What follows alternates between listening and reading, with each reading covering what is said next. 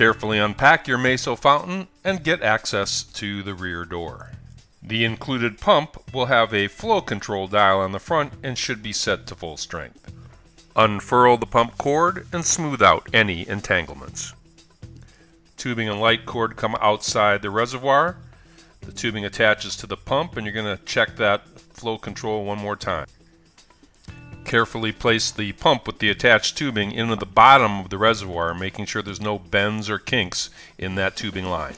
You'll now perform one of the critical assembly steps in making sure that you install a drip loop on the light cords going down into the bottom of the reservoir before it comes back out and out the rear.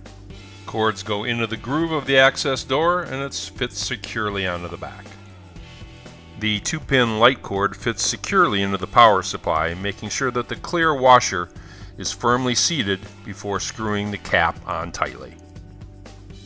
Check that the LED light ring is mounted securely in the outer basin. Fill the reservoir completely until it begins to collect in that front basin about an inch or two deep. Connect both cords to a properly grounded outdoor receptacle.